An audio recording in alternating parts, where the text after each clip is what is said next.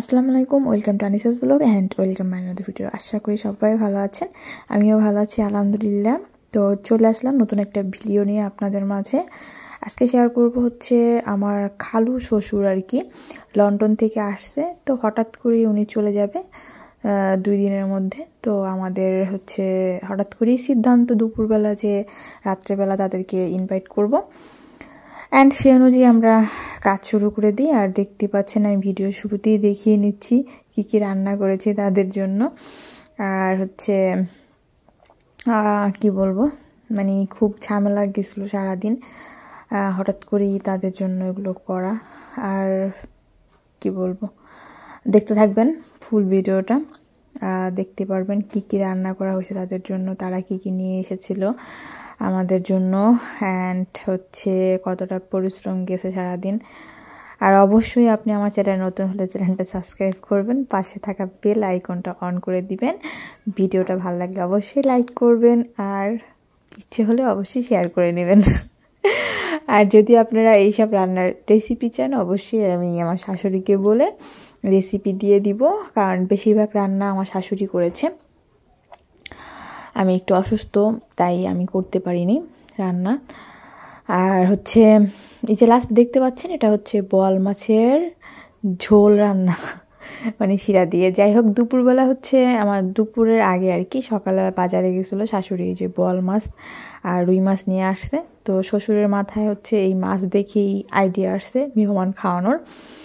তো যাই হোক, আমার শাশুড়ি আমাকে মাছ দিয়ে আবার সে বাজারে গেছে মেহমানের জন্য হচ্ছে আরও কিছু বাজার বাকি ছিল সেগুলো আনার জন্য।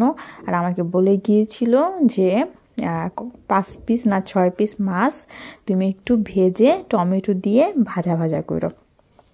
তো আমি জাস্ট করতেছি, মাছটা ধুয়ে বাকি মাছগুলো রেখে দিছি নর্মাল ফ্রিজে, কারণ শাশুড়ি আসবে মেহমানদের জন্য কী কী মাছ রান্না করবে সেটা রেখে তারপর বাকিগুলো আমার ফ্রিজে রাখবো। আর এখানে 6 পিস মাছ নিয়েছি। দেখতে পাচ্ছেন একটা মাছের প্রায় যে পেটির কাছে একটু কাটা, এটা হচ্ছে আমাদের হেল্পিং হ্যান্ডের কাজ। উনি হচ্ছে মাছ কাটতে গিয়ে ওটাকে কেটে ফেলছে, যার জন্য পরে আর মাছ কাটতে দিইনি ওনাকে।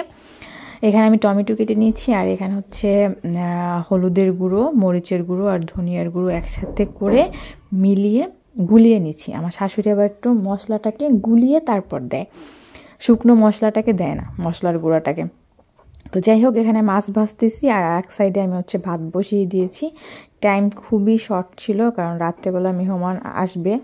আর আমাদের হচ্ছে আমিও অসুস্থ, মোটামুটি আমার শাশুড়িও অসুস্থ, তো অনেকটা রান্না করা লাগবে। তো এই যে আমি প্রায় আমাদের জন্য হচ্ছে দুপুরে খাওয়ার জন্য মাছটা রান্না কমপ্লিট করে নিয়েছি। অবশ্যই এখানে আমি পাতলা করে টমেটো দেওয়াতে হচ্ছে কি বলে, টমেটো গলে গিয়েছিল, কিন্তু এখানে টমেটোটা আস্তে আস্তে থাকতে হবে। যাই হোক, আমার শাশুড়ি নেক্সট রাত্রেবেলা রান্না করবে। আর আমার শাশুড়ি হচ্ছে বাজার থেকে গিয়ে এই যে মোরগ নিয়ে আসছিল, দেশি মোরগ, আর হচ্ছে যে চিংড়ি মাছ আনছিল, কারণ আমার হচ্ছে খালু শ্বশুর সে হচ্ছে এগুলো পছন্দ করে, আর তারা গরুর মাংস খায় না। এই যে মোরগ নিয়ে আসছে রোস্ট করার জন্য। তো রোস্টটাও হবে দেশি মোরগ দিয়ে, আর মোরগ রান্নাটাও হবে দেশি মোরগ দিয়েই। তো যে আমরা রান্না করতেছি, আর আমার শাশুড়ি যে রোস্টের জন্য হচ্ছে মোরগ ভাজতেছে, আর হেল্পিং হ্যান্ড এটা হচ্ছে রোস্টের জন্য বাদাম বেটে দিচ্ছে আর কি। আর এখানে আমরা সবাই মিলে চা খাবো, তাই এই যে সাজিয়ে নিয়েছি হঠাৎ করেই। আর এই যে আমার শাশুড়ি হচ্ছে মেহমানের জন্য আবার আমি যে দুপুরবেলা রান্না করেছিলাম টমেটো দিয়ে রুই মাছটা, সেটা সে আবার করতেছে মেহমানের জন্য। তো আর এটা হচ্ছে পোলাও রান্না করব, সেজন্য পোলাওর চালটা ভিজিয়ে রাখা হয়েছে। আর এখানে হচ্ছে পোলার চাল দিয়ে আমরা ভাতটা রান্না করব, কারণ যেহেতু সে লন্ডনের মানুষ, সে হচ্ছে গুঁড়া চালের ভাত খায়, ওরকমভাবে বড় চাল খেতে পারে না, যার জন্যই আয়োজন এই। আর এই যে রোস্টটা ভেজে আমার শাশুড়ি রান্না করে ফেলছে, খুবই টেস্ট। যাই হোক, অনেক মজার হয় রোস্টটা খেতে। আর এই যে হচ্ছে লইট্টা শুটকির ভর্তা তৈরি করতেছে আমার শাশুড়ি। আর এদিকে আবার হচ্ছে পোলাওটা বসিয়ে দিয়েছে চুলোতে, আর ওই সাইড হচ্ছে পানি গরম হচ্ছে, পোলাওর চালটা ভাজতেছে। আর এই যে কিশমিশ, কিছু কিশমিশ দিয়ে দিব পোলাওর ভিতরে। আর এখানে হচ্ছে শীতল ভর্তা করতেছে আমাদের যে হেল্পিং হ্যান্ড, সে হচ্ছে শীতল ভর্তার জন্য এই যে বাটাবাটি করতেছে, মরিচ, মাছ, শুটকি, পেঁয়াজ সব একসাথে আর কি বাটতেছে আস্তে আস্তে। মোটামুটি আমাদের রান্না শেষ, এখন আমি এসেছি টেবিল গুছানোর জন্য।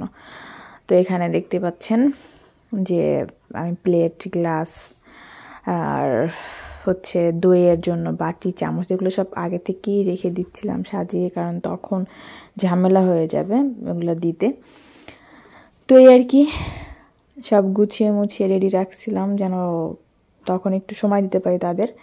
টেবিলটাও গুছিয়ে রাখছিলাম, প্লেটগুলো সাজিয়ে রেখেছিলাম। সালাদ দিইনি, শুধু লেবু দিয়েছিলাম, সাথে তারা বোম্বাই মরিচ খেতে পছন্দ করে, সিলেটের ভাষায় আছে নাগা মরিচ। তো তারা চলে আসছিল, তাদের জন্য সব কিছু রেডিও করছিলাম। খাওয়া দাওয়া হয়েছে, কিন্তু দুঃখিত যে তাদের কোনো ছবি আমি দিতে পারিনি, কোনো ভিডিও দিতে পারিনি, কারণ তারা সবাই পর্দাশীল। তো যার জন্য ভিডিও বা ছবি তোলা হয়নি, তাই শেয়ার করতে পারতেছি না, আন্তরিকভাবে দুঃখিত। আর আজ এই পর্যন্তই, সবাই ভালো থাকবেন, সুস্থ থাকবেন, আল্লাহ হাফেজ, আমাদের সাথেই থাকবেন।